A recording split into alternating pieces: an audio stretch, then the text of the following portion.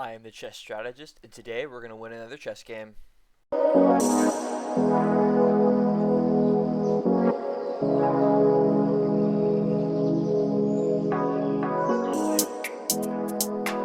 Hello everybody, and welcome back to another rapid speedrun. Today we are going to be playing another 10 plus 5 rapid game. And in our last game, we had a very interesting game in the Queen's Gambit where tactics prevailed and we were able to grab a win. And today I'm hoping to have another game where we're able to outplay our opponents and hopefully make it instructive as well, so you can learn a little bit and improve your chess. So I say let's just get right into it. And of course, I have been working on a lot of things for this channel, things that are going to be very, very good overall. Sorry, let me fix the camera. Okay, and our opponent starts with e4. We have the black pieces. And I think today we will be playing a Sicilian. So let's go with c5, the Sicilian defense. And our opponent does go with the traditional knight f3, of which our response is always going to be e6. We play the Taimanov Sicilian in the speedrun. And opponent goes for d4. We are going to take. Remember, in the Sicilian, when your opponent plays d4 and you have a pawn on c5, you always take.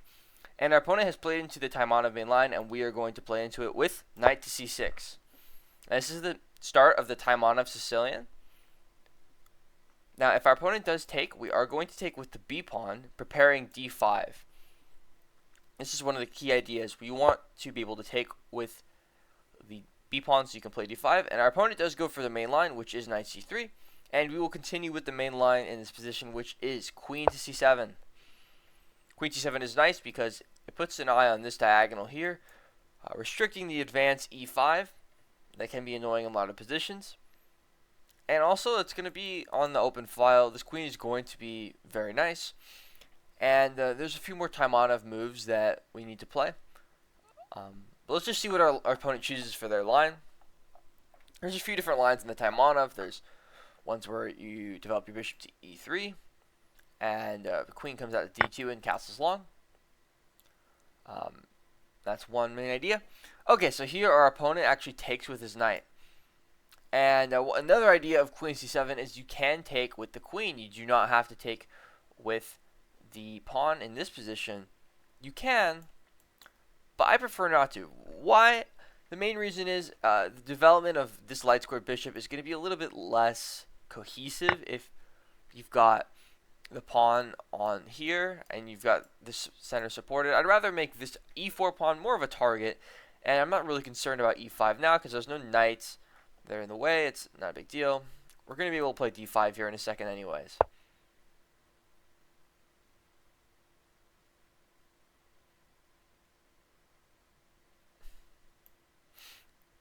Alright, and I like to start developing our pieces. Firstly, if we develop the bishop here, our opponent might just castle or cover up, so we're not really concerned. It's not really a great developing square with our bishop anyway, so we're just going to develop our knight, add another attacker to the pawn. And if our opponent does decide to advance this pawn, we can jump our knight to the center now, which is nice. Notice now the queen's influence over the d5 square has been temporarily blocked, so we're not going to be forced to double our pawns with a trade like this where takes, takes, takes, takes, and takes. So we're not worried about that. And here we want to develop probably our light squared bishop or dark squared bishop. We pick one. Dark squared bishop isn't going to be as effective on this square. It is going to be effective on this diagonal though. Temporarily preventing his bishop from coming out to e3. Of course, it would double the pawns. And that's not necessarily something our opponent wants to allow.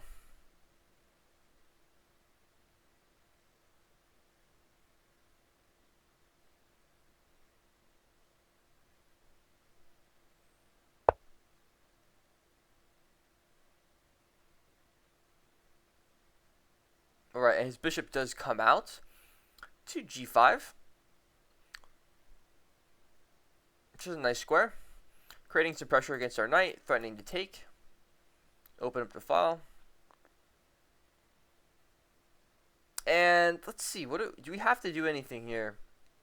Well, our knight really doesn't have any jumping squares to go to. And you know what? I did kind of miscalculate this. Honestly, I should have seen that this move would be kind of one that we didn't really want to allow. So I'm just going to drop the bishop back and admit my mistake. Bishop e7 is a nice square in these positions anyways. And now if our opponent does advance, we can still jump. And we have our king that would be able to defend this bishop. There's no pain against the bishop. And sooner or later here, we're going to play a6 and b5, and we're going to develop our bishop, develop our knight, or sorry, not knight, our rook. We're going to have the open file, and we're going to have a strong position. So yeah, that was a bit of an error on my part here, deciding to develop the bishop a little more ambitiously than I probably should.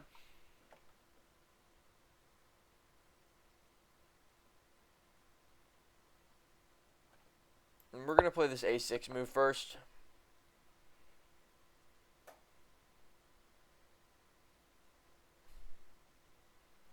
Notice here I'm delaying my castling because I need my king to have contact with this bishop for now.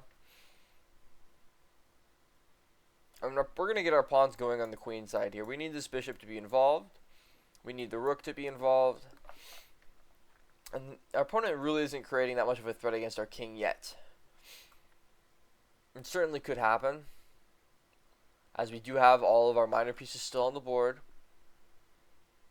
We've only traded one set of pawns.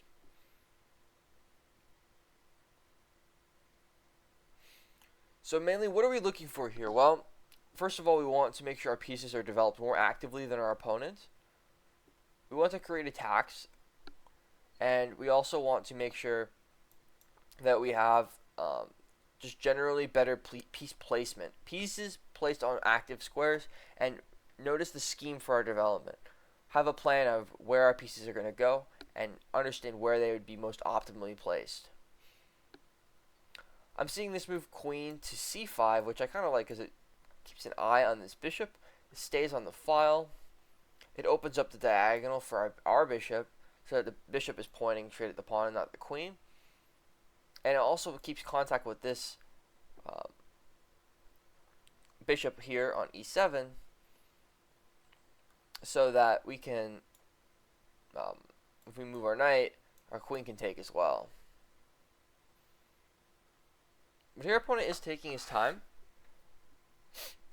sort of sensing the critical nature of the position. I feel like the position is starting to get to a point where, okay, our pieces are getting developed, and there's choices our opponent has to make.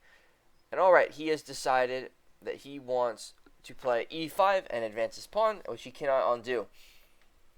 Alright. Now, what is the move here? Well, one move, of course, is knight to d5, which I think is the first move we should look at. Knight d5, knight takes, queen takes, bishop takes, king takes. Our king's kind of in the center of the board, but it's not really that big of a deal. We've traded a lot of pieces. Again, the bishop is blocking the influence of the queen, so there's no queen taking here and doubling the pawns. We don't have to worry about that, so let's just go for it. The other option would have been undeveloping the knight, and that's only if we were super concerned about the king losing castling rights, but honestly, in this kind of position, it's very slow. Pieces aren't very strong for our opponent. A lot of pieces are coming off the board. The other thing is he may take like this, where we would be able to take with the bishop, the knight, but that's okay. We are going to take. Now, also, here's the other intermezzo we may be able to include. We have this intermezzo here, bishop takes, where we actually win a bishop for the knight. We're not worried about the dark squared bishop anymore. We get to have two bishops, and our opponent has a knight. And this knight will be saved. I like this move a little bit better.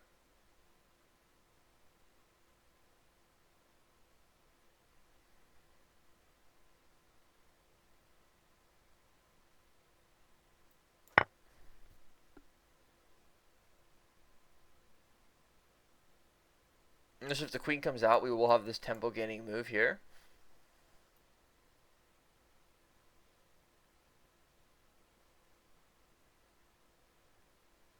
And this bishop can rear out to a few different diagonals. There's this diagonal here, targeting the weak pawn.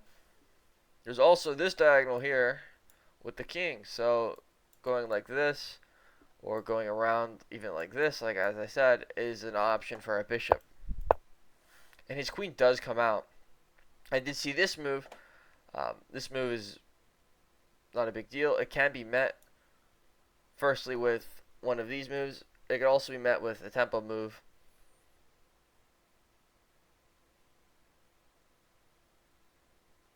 But let's see first what we can do here. Now I like this position a lot better because we forcibly removed his dark square bishop. All our pawns are on light squares. His light square bishop is involved.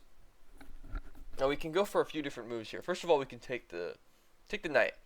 He takes, and then we castle. That's always an option. Very tantalizing option, if I do say so. What are our other options? Well, if we want to save our bishop, we can drop it back.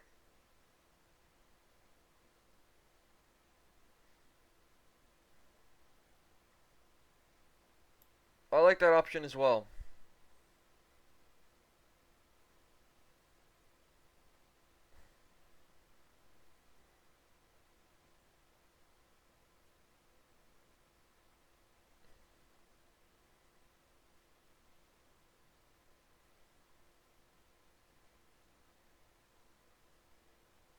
Here's the thing though, this knight is kind of annoying.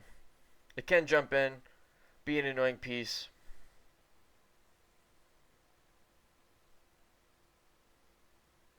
Not really sure I want to allow that. But you know what, I feel like keeping the bishop pair gives us the best winning chances possible. I feel like this game is very drawish so far.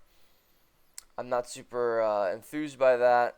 I'd rather have a more dynamic game, and I feel like keeping the imbalance is a strong idea. Keeping the imbalance if we have the bishop pair and our opponent has a knight.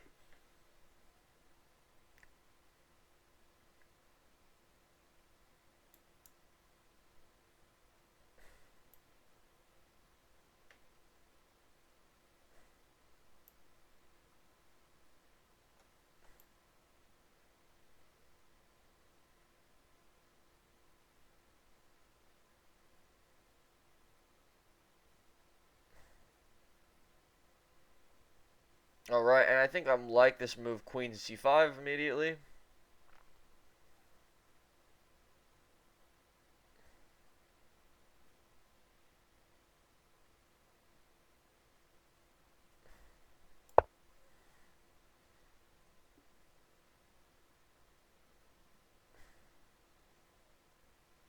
We're going to be able to play b5. We're going to be able to develop our bishop here.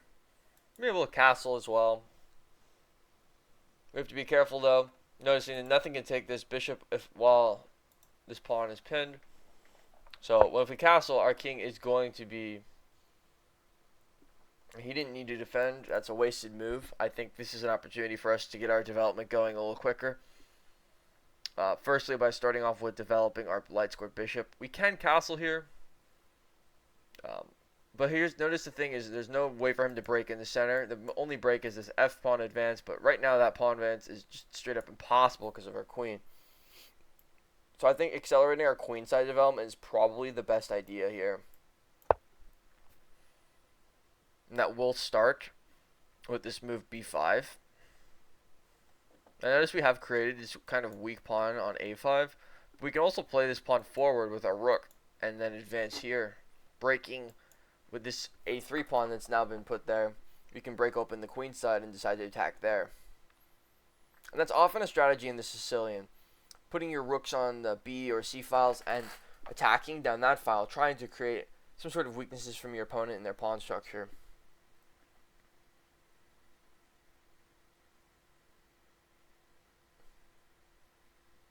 And once we've castled, I'm also noticing another tactic involving bishop to d2, which attacks this rook and also attacks this knight. And if we were attacked, the queen was to move away, we attack the knight, we can actually win a pawn like this. And winning a pawn in this kind of position could be something that wins you an entire game, almost, if you're able to win it in a good version. Alright. And I'm just going to use this move. Our opponent has dropped back his knight, possibly wanting to um, go for something I'm not so sure of. I don't know. Where is his knight going to go? Back to here? I feel like his knight doesn't have good prospects. I feel like I had better prospects on the square it was on. Maybe he just doesn't want us to play a3 or a5, sorry.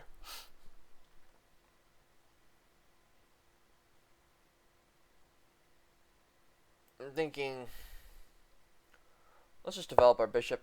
Again, I'm being very cautious about castling. I'm not sure whether I actually want to castle if he's not going to create an attack. Let's see where he wants to put his pieces before we commit our pieces. Maybe castling is not something that we need to do.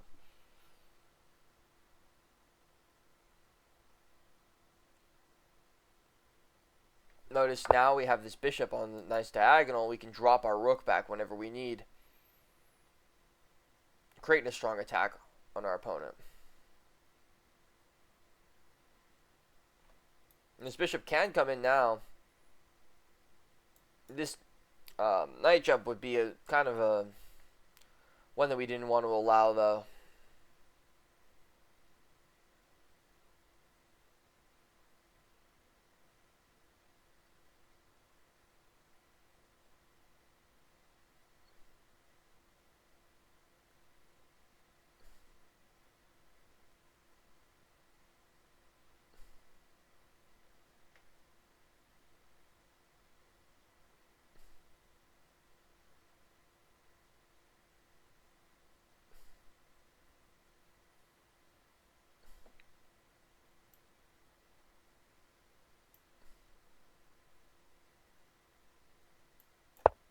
We're going to develop our rook.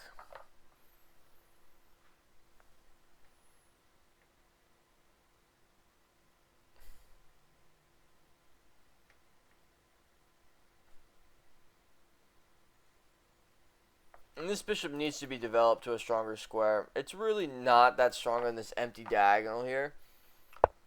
We're going to find a way.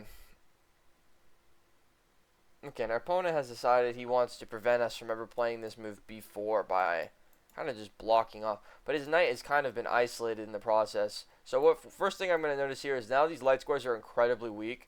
Our opponent does not have great squares for his knight. What we're going to do is jump our bishop to the center of the board here, attack the knight. And this is the kind of move I've been waiting for. I wasn't really wanting to play this move before because of the response to knight to c3. Now he's played c3, and the knight really doesn't have any good squares.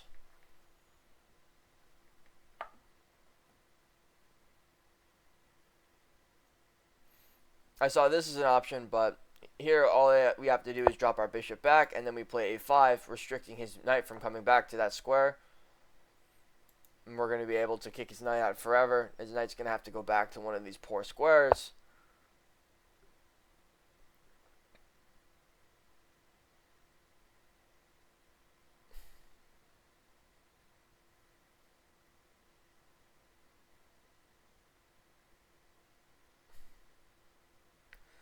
Alright, and he's developed his bishop.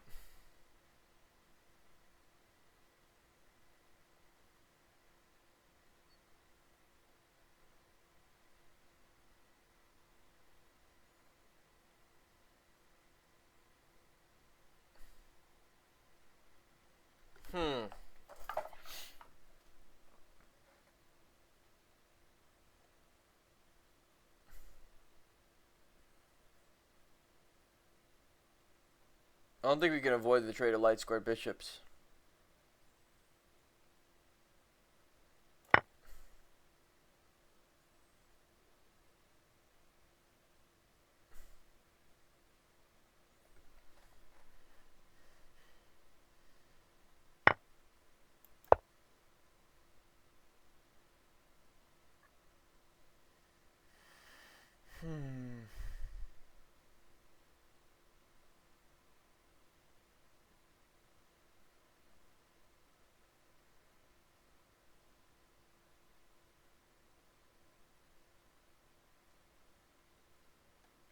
We want to reroute this bishop to this diagonal. That's the goal.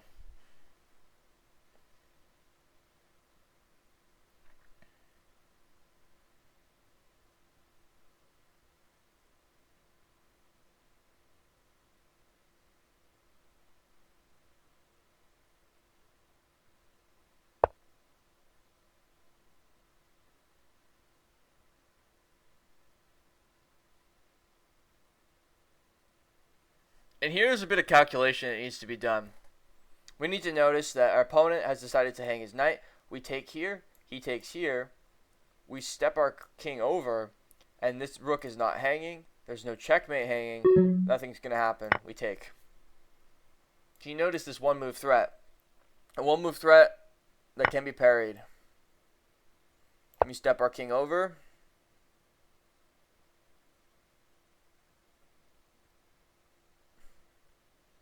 And here our opponent has miscalculated.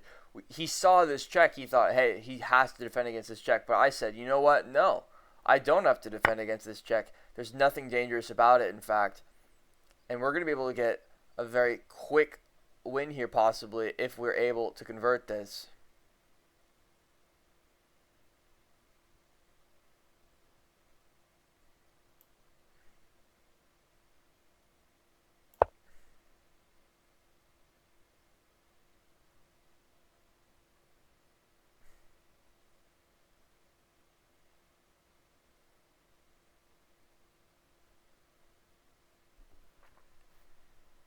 Here we're going to be playing g6 pretty much as soon as we can.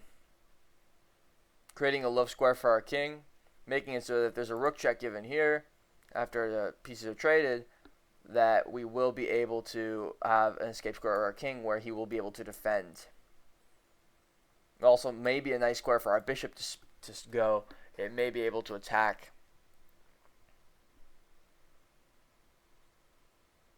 Our opponent's realizing, hey, I'm up a few pawns, but in the long run, that's not going to save me.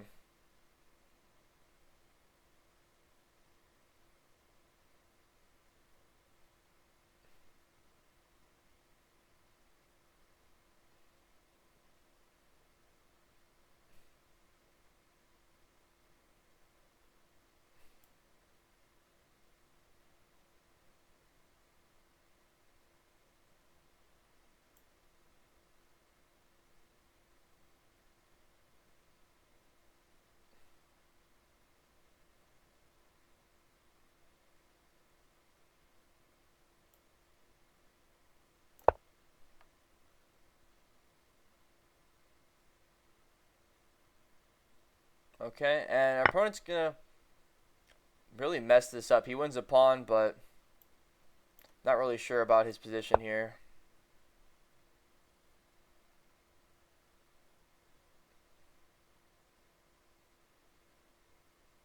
Again, we are going to be able to target. We need to get our rook out first and foremost. That's the most important thing. We want to trade off these rooks. Use our piece advantage.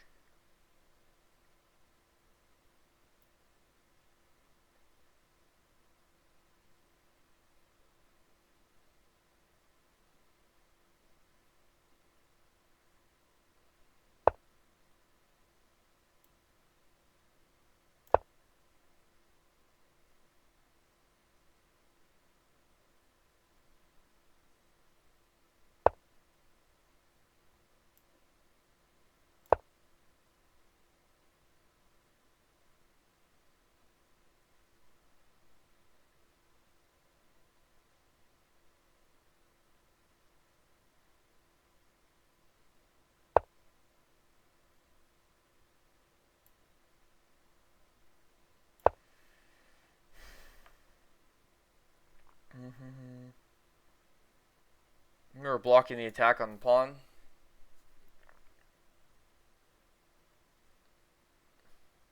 Here we just want to play fast, but you don't have very much time. We need to make moves quickly. That's our priority.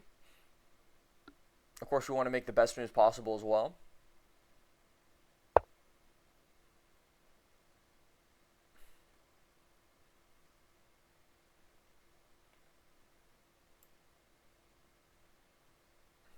We want to lift our rook.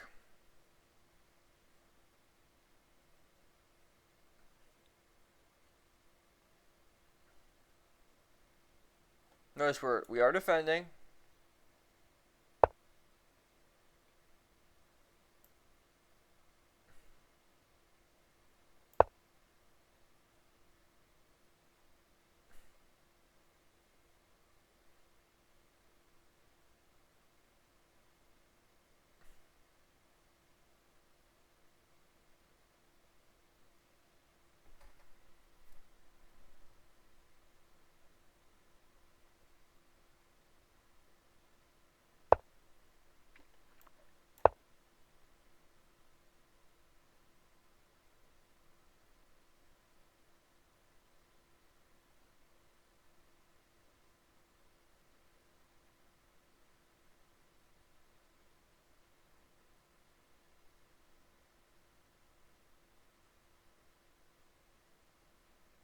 What is our opponent going to do?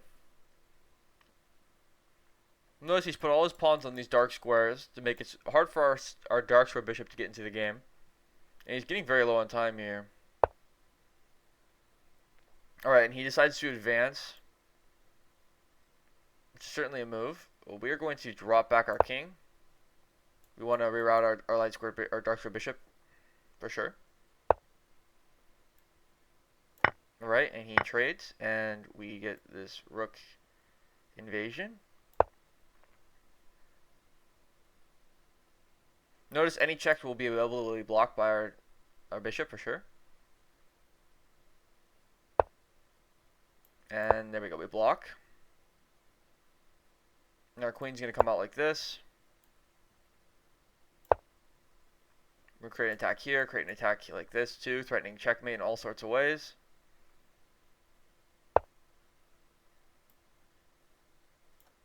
And here we can trade. And take.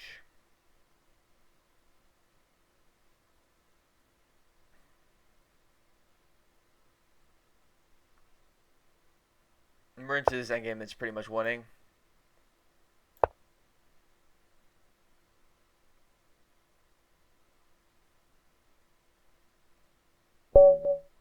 And our opponent flags. Wow. What a close game in the Sicilian. Taimanov. And I am so itching to get into the analysis here. We were able to flag our opponent, but I believe this is also just a winning position as well. Yeah, we are winning in this position. Mainly because these two pawns are not enough compensation for our bishop. We are up 1 point of material here, and our rook and our bishop are going to be able to stop this other rook, especially once we get our king involved through some sort of pawn breaks. So, yeah, I think this was a really interesting game. I think it was very close till the end, and I think I did make some errors, and we're going to be able to see what those errors are. So, let's just start off with the opening. This is the Taimanov Sicilian. Taimanov Sicilian is an opening. Hold up just a second. Okay, there we go. Taimanov Sicilian is an opening that's near and dear to my heart. One of the first openings I really learned to play professionally. I played the Taimanov Sicilian over the board in tournaments, and it's just a great opening. Very solid e6 Sicilian, where your opponent cannot develop their bishop to c4. You don't have to worry about any of those lines because they all are terrible. And our opponent goes for the main line, open Sicilian with d4. And they play the knight to the center, and they play knight c3, the main line. And then they take, which is a nice sideline. Many people play it. And there's a few different ways to take here. BC is one of the main lines. I like to take with the queen. And the computer says it's bad, but it's not bad. It's actually completely fine. We did queen takes c6. Our opponent plays bishop d3. And we developed our knight. a6 is also a move. a6 is a move you want to play in the Taimanov Sicilian pretty much all the time. It's just a great move because you're going to play b5. And also you restrict anything from coming to this square, b5, which is a critical square. Alright, and I think this was kind of an error here with bishop c5. I probably should have just played bishop e7. Let's see, what does the computer say about bishop e7? Bishop e7, e5. So I need to deal with the threat more directly here with bishop d6. Bishop d6 is the way to develop, yeah. Preventing e5 altogether. Okay. And I think I kind of underestimated this e5 move in a lot of positions. e5, it's not that the move is that terrifying tactically, but positionally this is just an annoying pawn. It controls a lot of squares. There's all sorts of ideas with sacrificing the knight on f6 that I had to calculate like every single move here, and it made me a little bit uncomfortable. I didn't want to have to deal with that, but I ended up allowing it, and I could have gotten into some trouble. Luckily here my opponent really didn't punish me. Let's see, bishop takes, and what's the problem with this? Is there a fork? Oh yeah, fork of the rooks. Wow, look at this tactic right here. Okay, this is a tactic that not many will see. Sacrificing the bishop and then noticing that the hanging nature of two rooks. Wow. So that's something we totally blundered in C. We developed our pieces, and here, since we got all our pieces developed, the engine actually says this is a completely equal position. Here, there's this move. Drop our bishop back. trade off bishops, and we advance. And the best move would have been knight c2, but our opponent decides to allow this tactic, which he does actually have full compensation for. Apparently, he's just completely winning. Takes. And here's his blunder. I understood his blunder. He found the move that he's supposed to look for, rook d4. But instead of trading queens here and winning a rook, he didn't trade queens, and he took. And now he's actually slightly worse. We made a left square, got our king to a left square, offered a queen trade, offered another queen trade. Yeah, and from here we're actually pretty close to winning. And now we're actually just winning. Once we've traded, we invade with our rook, drop our bishop back. Yeah, dropping our bishop back is a good move. We invade here. I could have just taken this pawn and been even more winning, but I just traded queens because I saw the opportunity. Low on time, made the best move I thought, and yeah, still winning. And so yeah, I thought I was screwed here, but our opponent did blunder, and his blunder wasn't any of this other stuff. He actually calculated the line pretty well. The blunder was taking this pawn here. This was a terrible move. He went from completely winning because of this sequence of moves right here. This position is completely winning for white because two rooks versus a rook and a bishop, and you've got extra pawns as well for white. And I thought I was screwed over here, but our opponent did make a critical blunder, taking the pawn on b5 and allowing us to have an extra turn to free up our king. And now that same sequence wouldn't work, even if the queens could take each other, because we'd have this square here. And yeah, here it's very simple. We get our rooks doubled up on the file, and the main thing is he has these pawns that are wanting to advance. I know this pawn is going to have to advance so that he can play c4. But if he plays this move, then we just take. So that's why doubling up the rooks on the file is really nice here, because first of all, we're making contact with this pawn, we're making contact with this pawn, and we're disabling his pawns for advancing. That's his advantage. He can't run. If he can't run those pawns up the board, then he can't win. We've got this extra bishop that for now is terrible, but eventually we're going to drop it back, we're going to reroute it, it's going to be a great piece. And you see in the final position we have this bishop is becoming a good piece. It's creating pressure on this pawn here, and if this rook moves, this pawn can't advance because of the pressure here. We can also, if he ever advances or tries to make a break like this, this pawn's going to be weak. We're going to have the bishop defending and attacking. This bishop is going to be good, and it's going to stop these pawns from promoting, and it's going to win us the game. So I think it's kind of poetic, this bishop, that we decided not, all the way back, we decided not to trade it off. We decided to keep it and thought it would be an asset. And then in the final position, it is the asset that wins us the game. Here I could have taken and allowed the trade, but here I took, allowing, having the bishop pair and using the bishop pair as an advantage. And yeah, I hope you guys enjoyed this game. I really enjoyed playing it. I think it was really close to the end, and I think it was very instructive seeing how one tactical error can lose you the game. You see our opponent was winning, and this queen trade would have just won him the game, but I think he was so focused on attacking, a queen trade was the last thing on his mind, and he decided to win the free pawn instead, which free pawn isn't even anything in this position. It actually says now he's slightly worse after winning a pawn. I mean, chess is just a fascinating game, isn't it? But anyways, guys, I hope you enjoyed. I'm going to continue pumping out content, and if you made it this far, I really hope that you consider subscribing. I know that I do pump out a lot of videos, and you guys will be getting a lot in your inbox, but it really just make my day when I see a nice comment or see you guys coming back and saying, hey, I really like the content, keep it up. So if you would consider subscribing, of course it's free, and I hope you have a good rest of your day, and I will see you in the next video. See ya.